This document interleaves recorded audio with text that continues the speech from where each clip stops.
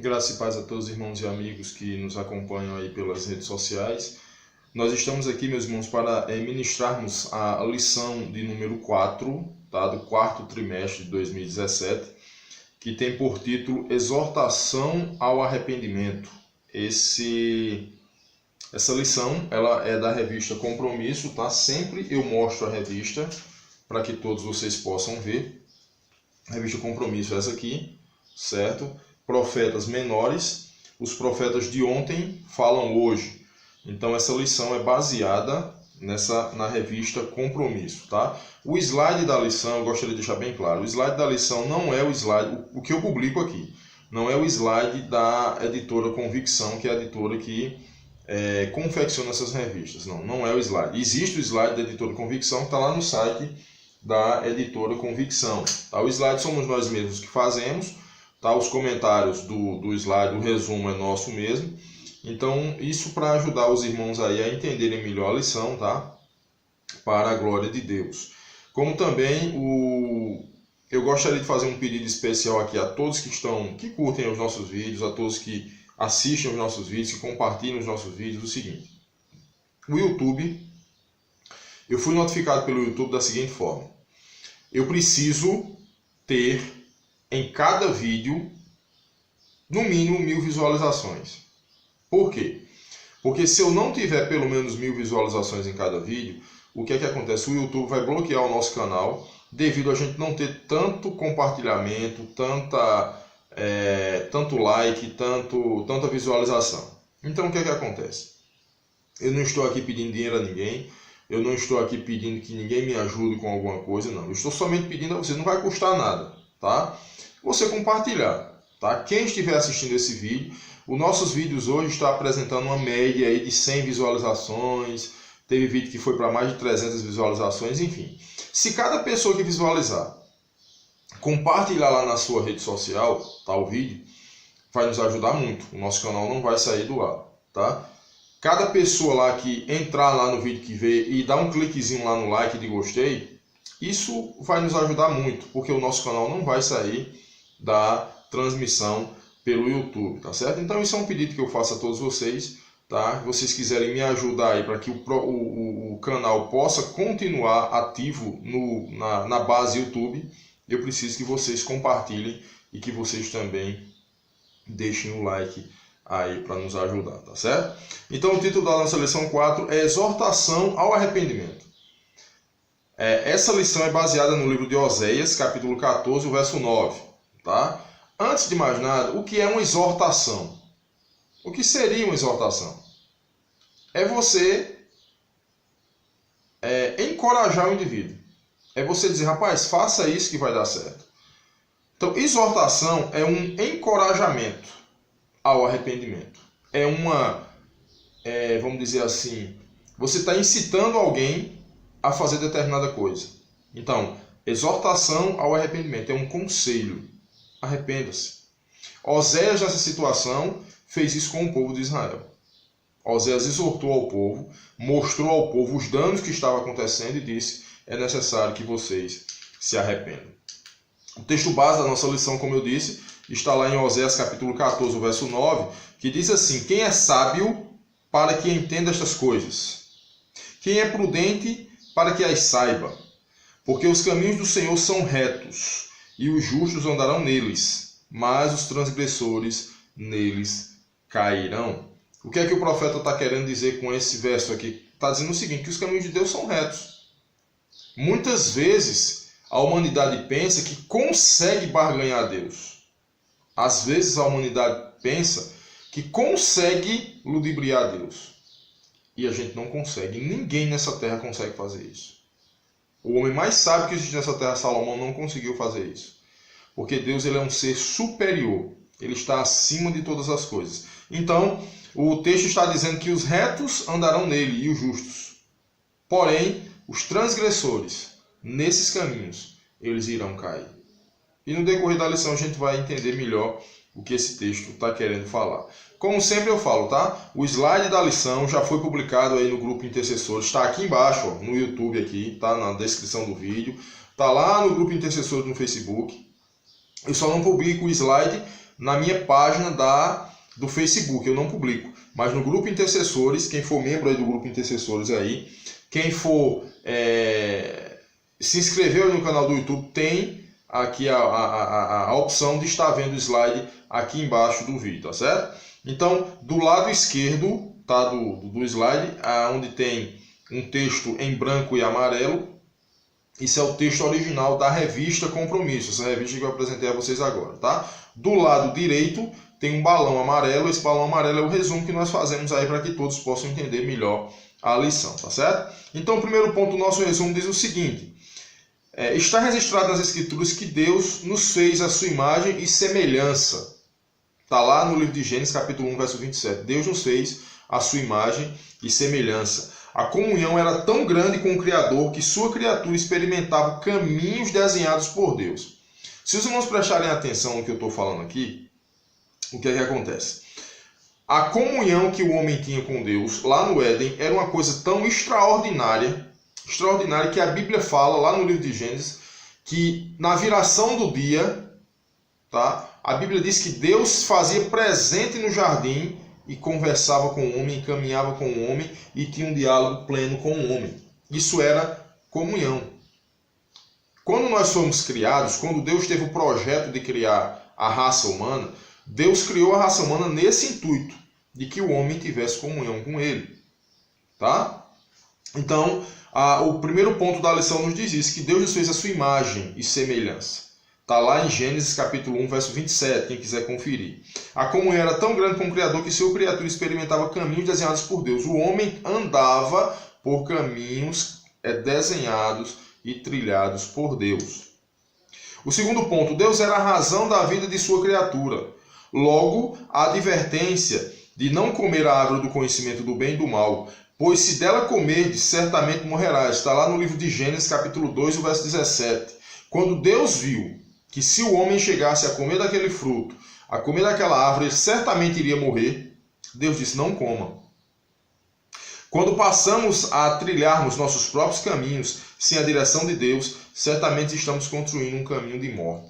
Bote isso na sua cabeça, meu irmão. Sempre que nós começarmos a trilharmos um caminho fora da diretriz de Deus, isso pode ser em qualquer área da nossa vida, fora da diretriz de Deus, nós estamos trilhando um caminho que no final dele vai gerar morte. Pode ser que seja a morte física, que é a morte de morrer mesmo assim, ir para um túmulo sepultado. E pode ser uma morte de caráter, pode ser uma morte espiritual, enfim. Mas gera morte, gera tragédia. Satanás sempre age com engodo. O que é engodo? Armadilhas. Para encher nosso ego. Nos faz enxergar que nossas conquistas são fruto da nossa capacidade. Eu não sei se os irmãos já prestaram atenção nisso. Muitas vezes quando a gente vê uma pessoa bem-sucedida na vida, dificilmente essa pessoa diz, Deus me abençoou. Ou essa pessoa diz, Deus me ajudou a construir isso, Deus me deu isso. Não. Geralmente as pessoas dizem o seguinte, eu consegui isso, eu lutei por isso, eu fiz isso. E isso é uma expressão muito forte para um ser limitado, que sou eu, diante de Deus que é ilimitado, eu chegar e dizer, eu conquistei isso pela minha inteligência, pela minha capacidade, pelo meu trabalho. E Deus, ele é tudo na nossa vida. O homem, naquele período lá do Éden, o homem tinha Deus como a razão da vida dele. O homem foi criado para louvor e glória de Deus. E nós hoje permanecemos com essa missão, louvar e engrandecer o nome de Deus em todas as áreas da nossa vida. Isso pode ser financeiro, isso pode ser material, isso pode ser amoroso, enfim. Em tudo nós devemos colocar Deus em primeiro lugar. Porém, Satanás ele age dessa forma, ele age com engodo, com armadilhas, para encher o nosso ego. Quando as pessoas, rapaz, tu é muito inteligente, rapaz, tu é muito trabalhador, aquilo enche o nosso ego e dificilmente nós dizemos graças a Deus. Porque se Deus não permitir, nós nada iremos conseguir fazer.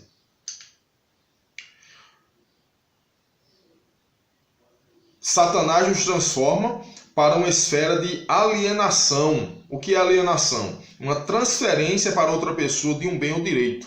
Ele nos faz entender que sem Deus nós vamos conseguir alguma coisa. E é o contrário. Sem Deus nós não vamos conseguir nada. Sem Deus nós não vamos conseguir nada. O que é alienação? Transferência para outra pessoa de um bem ou direito. No caso, uma alienação do Criador. A imagem da árvore do bem e do mal é a aquisição por autonomia resultando em morte. Então o que é que acontece?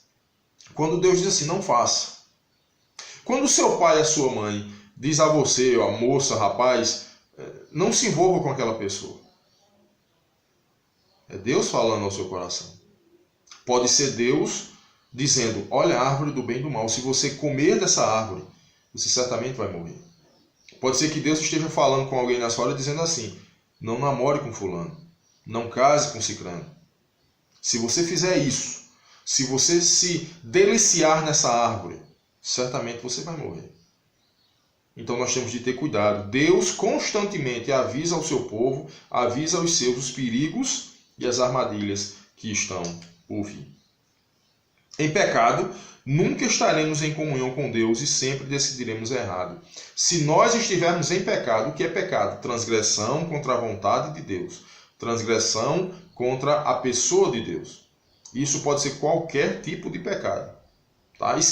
Não esquecendo que não existe pecado grande nem pequeno. Existe transgressão diante da pessoa da santidade de Deus. Então, enquanto nós estivermos em pecado, nós estamos o quê? Afastados de Deus. Não existe comunhão em pecado. Não existe. Tá? E sempre nós iremos decidir por caminhos errados. Israel estava fazendo isso. Estava em pecado e pensava que tinha comunhão com Deus e não tinha. Aquele povo estava sem comunhão com Deus, plenamente, porque estava andando errado e sempre estava decidindo, tomando decisões erradas na vida. Israel tinha sido uma vinha fecunda. O que é uma vinha fecunda? Uma vinha que dava frutos.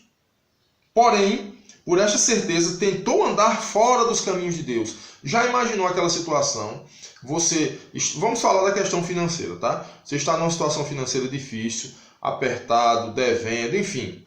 Aí Deus vai abrir uma porta tremenda para você.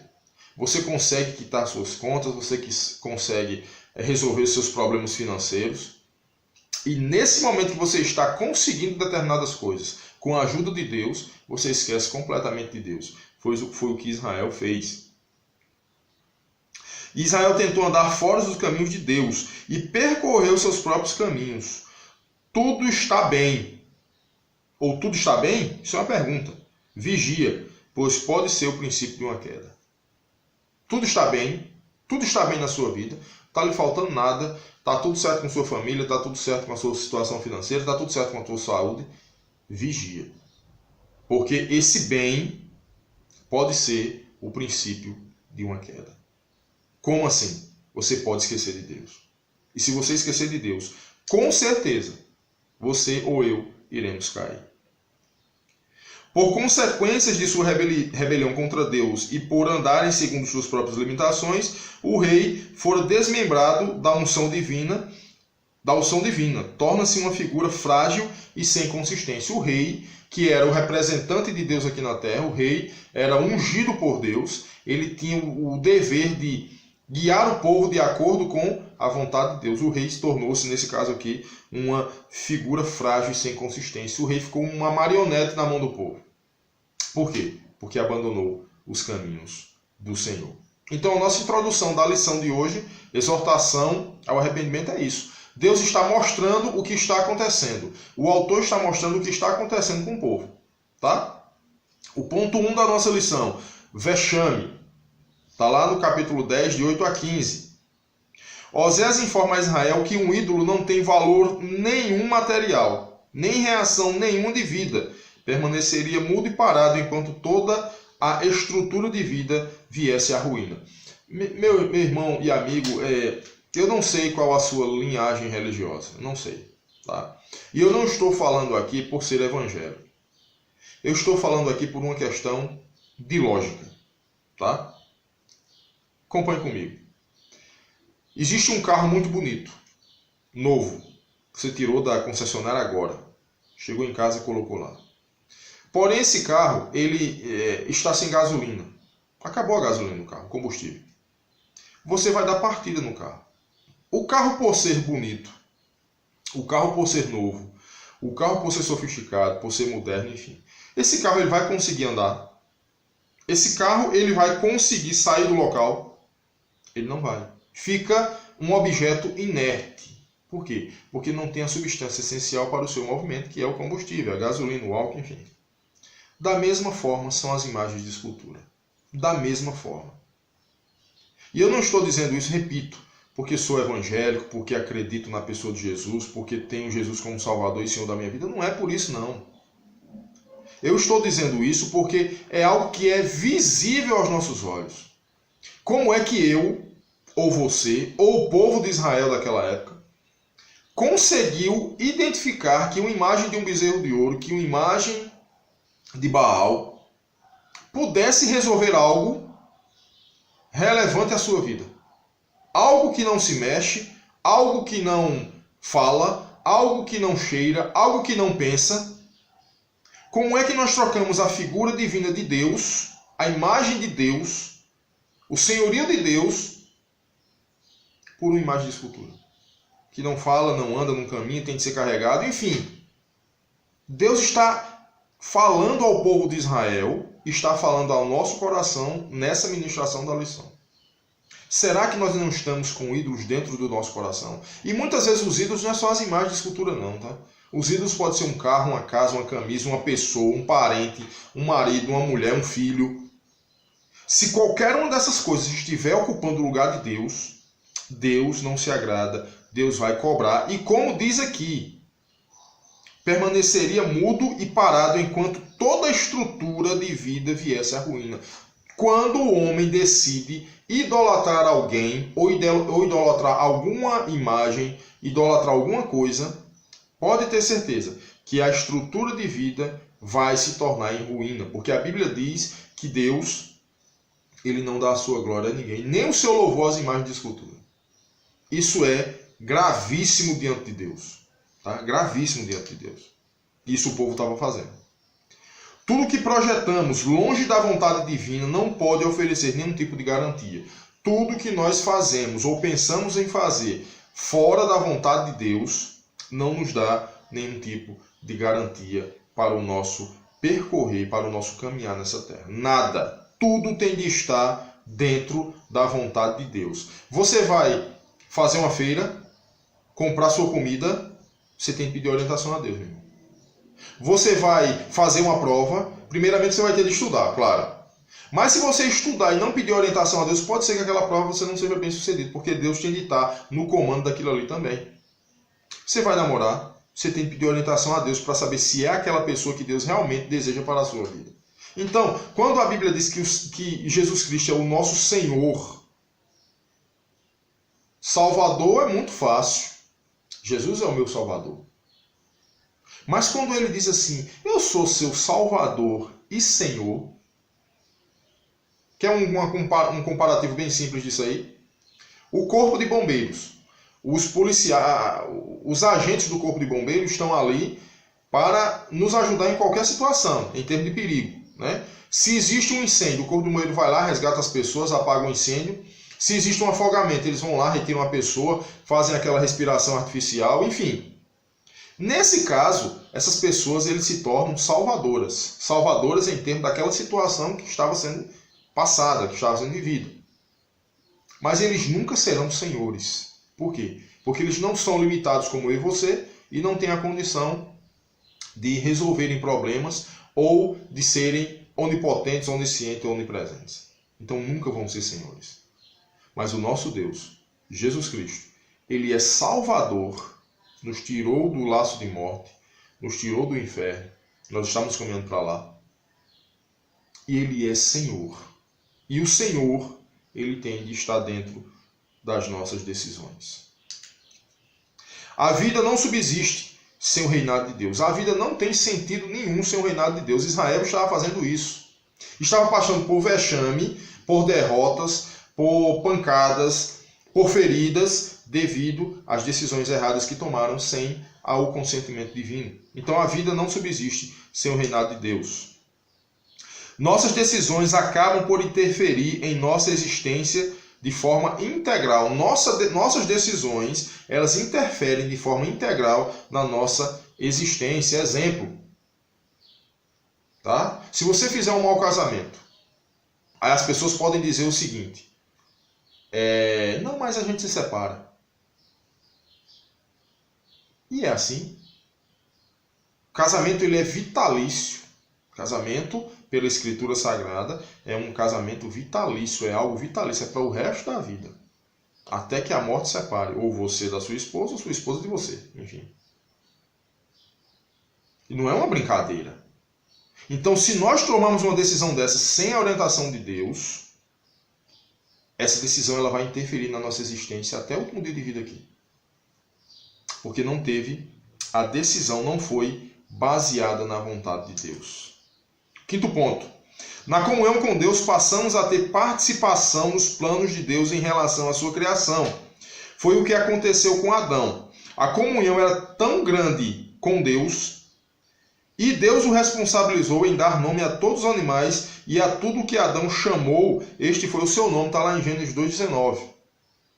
Tudo que Adão chamou foi o nome dado. E se os irmãos prestarem atenção, com relação à linhagem hebraica, tá? A questão do nome era muito importante. Os irmãos lembram da lição passada que a gente estudou? A questão do nome era algo imprescindível, era algo muito forte. Tá? Quando se decidiu o nome de alguém, era algo para toda a vida. Por isso que alguns, quando aceitaram Cristo como Salvador, mudaram de nome. Porque o nome trazia uma linhagem muitas vezes pesada. É algo muito importante isso aí na cultura judaica. Tá? Mas Deus deu essa oportunidade. Deus disse, você vai dar nome a todos esses animais. E o que você chamar vai ser dessa forma aí. Tá? Tendo a aprovação de Deus na declaração. E viu Deus que era bom. E nos nossos dias, temos essa contribuição com a criação. Será que nos nossos dias hoje temos essa contribuição com a criação? Vamos ler 2 Crônicas, capítulo 7, o verso 14. Diz assim: se o meu povo que se chama pelo meu nome se humilhar e orar e buscar a minha face e se converter dos seus maus caminhos, eu vou ouvir do céu, vou perdoar os vossos pecados e vou sarar a vossa terra. Vocês acreditam, vocês creem que a decisão para todas as coisas que percorrem nessa terra depende do povo de Deus estar em comunhão com Deus? Se o meu povo que se chama pelo meu nome se humilhar, deixar de ser arrogante, orar, falar com Deus, buscar a minha face, correr atrás de Deus e se converter dos seus maus caminhos, deixar as coisas erradas, eu vou ouvir do céu, vou perdoar os vossos pecados e vou sarar a vossa terra. A situação do Brasil financeiramente, Deus pode sarar essa situação do dia para a noite, depende do povo dele. A questão da corrupção, Deus pode tirar do Brasil do dia para a noite, depende da ação do povo dele.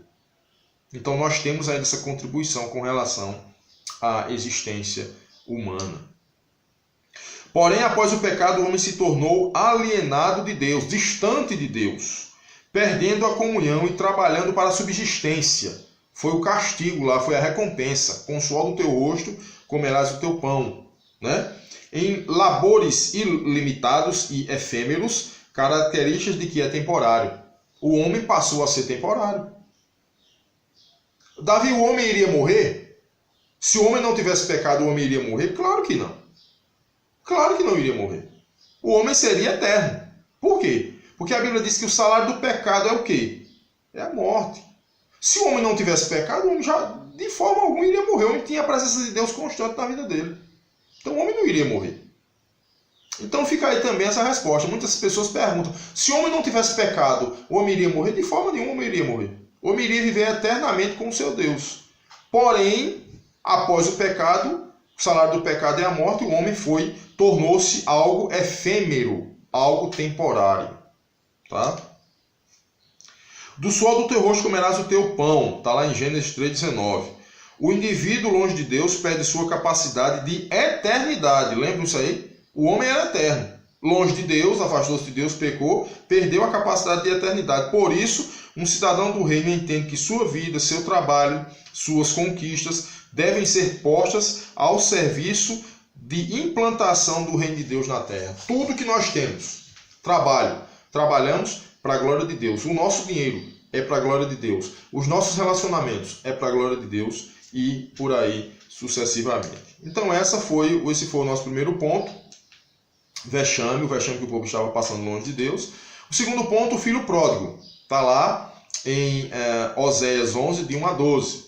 Tá? Nesse ponto aqui, como é um ponto pequeno, não coloquei resumo. Vamos ler todo o ponto. Tá?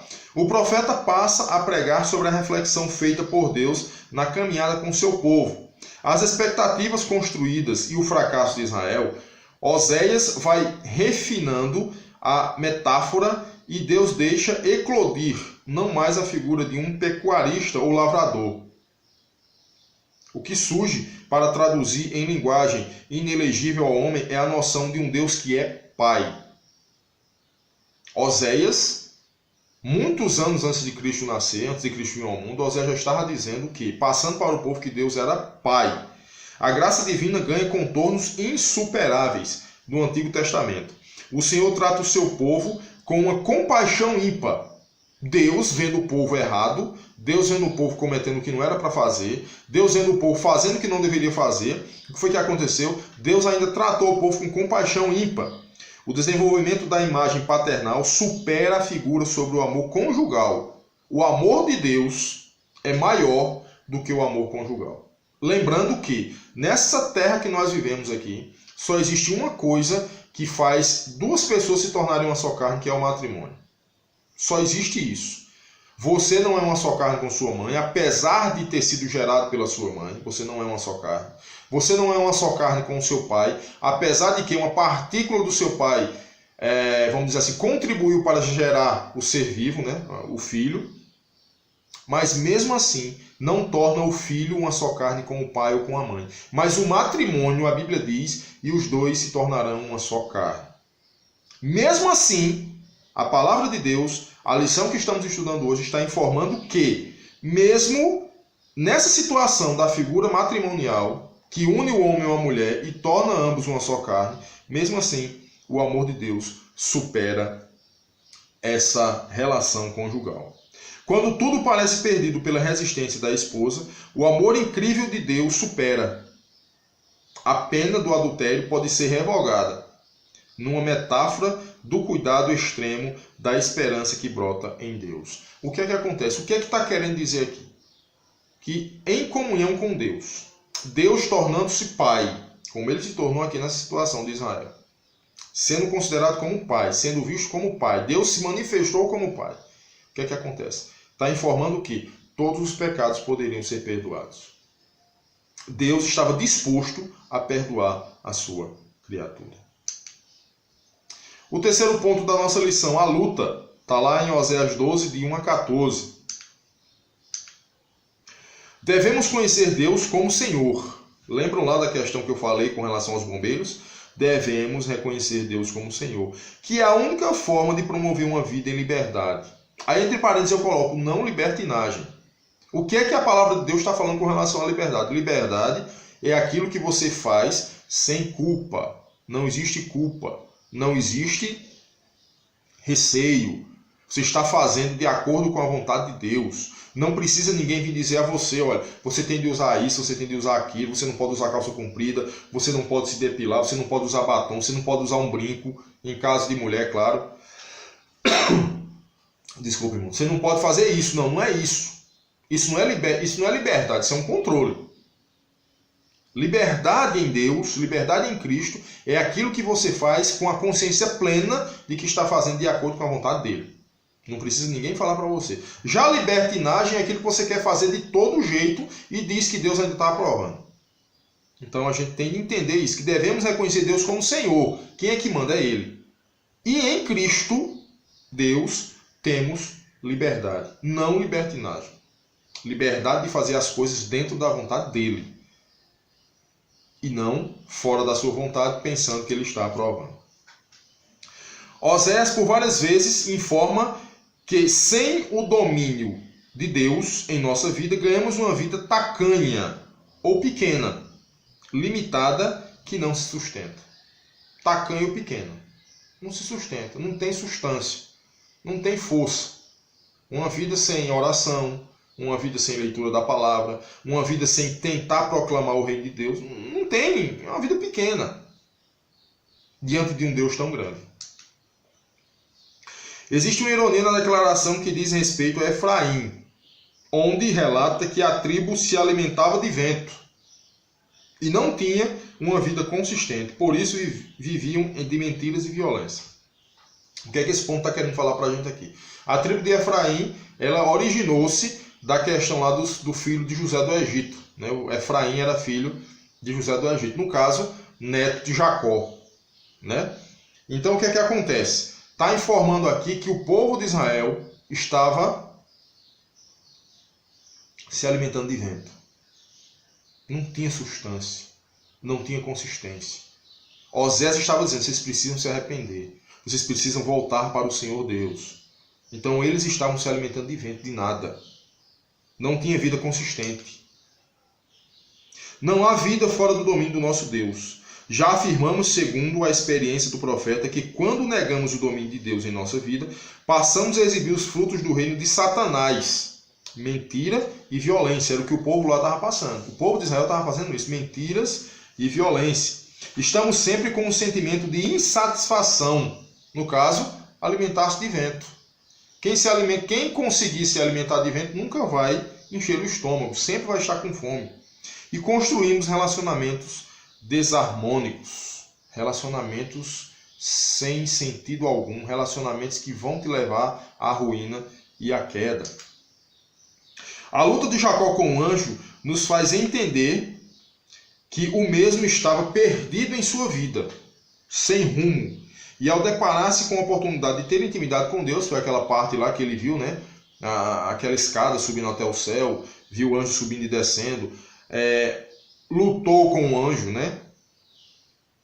Não teve nenhum receio em dizer que não deixaria sem que o abençoasse, não deixaria ele ir sem que o abençoasse. Era isto que estava faltando no povo, agarrar com unhas e dentes a oportunidade de ter comunhão com Deus. Qual é a oportunidade que você tem de ter comunhão com Deus? Agarre essa oportunidade com unhas e dentes, porque ela pode ser única. Temos de ter cuidado nisso. Jacó, ele fez isso. Quando ele viu a oportunidade, ele agarrou o anjo e disse assim, olha, eu só vou te soltar quando você me abençoar. Eu preciso desse encontro com você. Eu preciso dessa comunhão com o meu Deus. Então eu só vou te soltar quando você me abençoar. Então a luta, o terceiro ponto que fala sobre a luta, está mencionando aquela questão lá de Jacó. Que o povo deveria correr, o povo deveria buscar a Deus enquanto houvesse tempo. Tá? O quarto ponto, efêmero, está lá em Oséias 13, de 1 a 8. Esse ponto aqui também eu não coloquei resumo, porque é bem pequeno, nós vamos ler, tá? Dessa forma, Israel torna-se efêmero como a neblina. O que é efêmero? Passageiro. O povo tornou-se passageiro como uma neblina. O que é uma neblina? Não é uma chuva, é uma neblina. Um instante passa. A instabilidade humana é um fator que corrobora para a sua sabedoria finita. A sabedoria do homem é finita, não é infinita igual a de Deus. A certeza do juízo é fruto de quem resolveu limitar sua existência, passando a depender de apenas aspectos sensoriais. Aquilo que nós falamos na lição passada. Aspectos sensoriais. Aconteceu alguma coisa, o cara já... Eita, por que eu fiz isso? Por que eu fiz aquilo? Você não vê, não tem aquela visão antes do processo acontecer. Você só sabe das consequências após aquilo acontecer. Tá? Oséias nos mostra que a nação não vai além do seu caráter. Somente nas mãos de Deus, que insiste constantemente no relacionamento pessoal, Deus insiste constantemente no relacionamento pessoal entre ele e a sua criatura. É que conseguimos transpor nossas incongruências. O que é incongruências? Qualidade, caráter, propriedade de incongruente, incongruidade. Caráter, meu irmão. Só conseguimos formar o nosso caráter diante da vontade de Deus com o relacionamento com Deus. Sem esse relacionamento, nós vamos continuar sendo pecadores, nós vamos continuar afastados de Deus, nós vamos continuar sem a presença de Deus na nossa vida e sem comunhão com Ele. Tá? O quinto ponto, tempo perdido. Está lá em Oséias 13, de 9 a 16. Deus interage com a sua criatura, oferta condições para modificar a condição humana, imprime marcas profundas para demonstrar o seu amor incondicional. Deus muitas vezes permite que o terror venha, que a desgraça venha, que as coisas ruins aconteçam na nossa vida, para que entendamos que Ele é o Senhor. Para que entendamos que sem Ele nós não conseguimos fazer nada. Então, tempo perdido. Foi um tempo perdido. Foi um tempo perdido da sua juventude que você passou usando drogas, se prostituindo, enfim, perdido. Você é adulto, foi perdido tu trair tua mulher, meu irmão. Foi perdido você trair seu marido. Foi perdido você ter um amante. É tempo perdido. É algo fora dos planos de Deus. Isso não existe. Da mesma forma que um deserto é inóspito, em que não se pode viver, rude, áspero, no deserto não existe condição de vivência lá. Tá? Deus transforma este lugar em habitável. A sua vida pode ser que hoje esteja um deserto, como a vida de Israel estava.